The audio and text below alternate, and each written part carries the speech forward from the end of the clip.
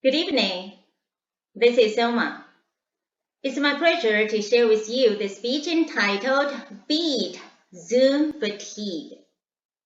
The pandemic forced many people to rely on video conferencing applications, such as Zoom, for their daily classes, work, or meetings.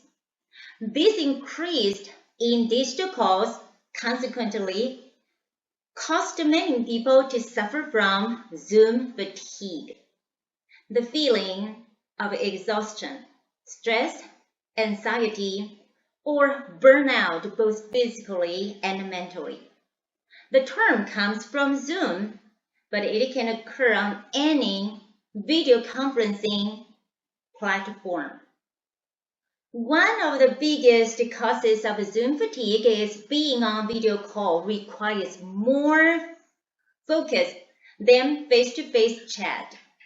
Video chats mean we need to work harder to process nonverbal cues, like facial expressions, the tone and the pitch of the voice, as well as body language. For example, in Zoom communication, you have to either exaggerate a head nod or to give a thumbs up to the camera to show your understanding, agreement, or appreciation.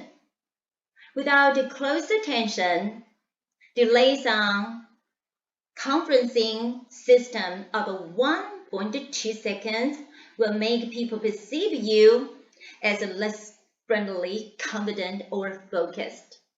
Paying more attention to these consumes a lot of energy.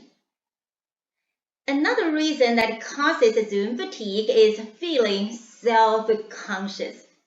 With so many pairs of eyes staring at the screen, you know everybody is looking at you, which makes you feel like being on stage.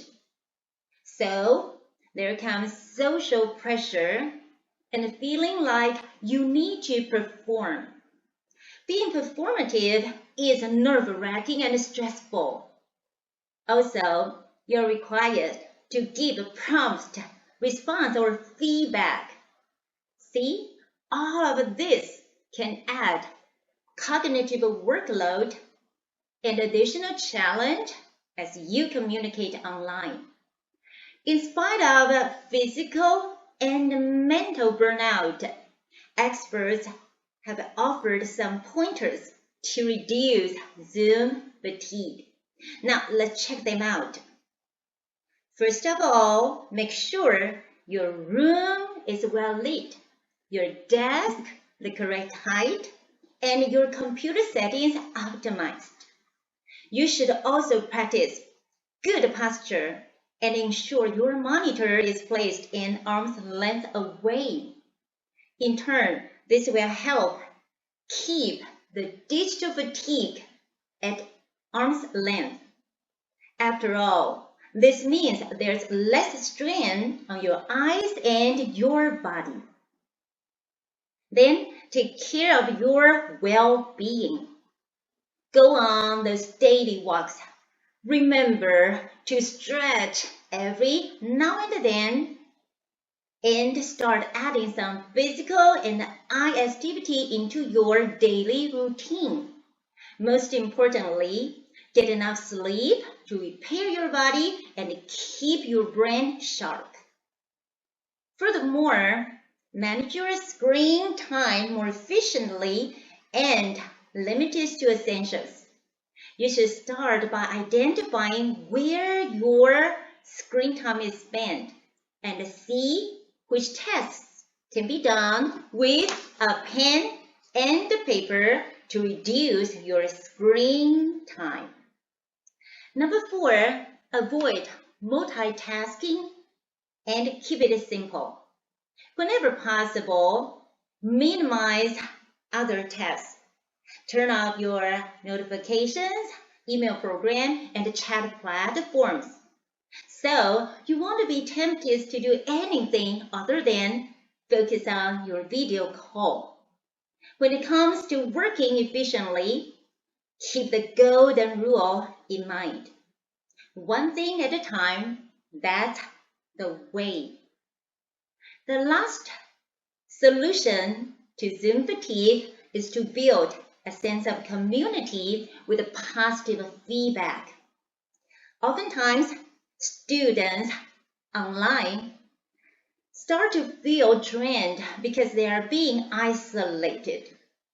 People get energy from being with others. The more you interact and engage, the greater your interest will be in your class or the topic at hand. Also, giving constructive feedback can bond the group tighter in a virtual communication. Here's the summary. Watch out for Zoom fatigue. It's real and will only make your physical and mental health and the quality of work suffer. Recognize Zoom fatigue and treat it wise. At the end of the speech, one last simple thing to share. Listen to your body and know enough is enough. Thank you for your attention.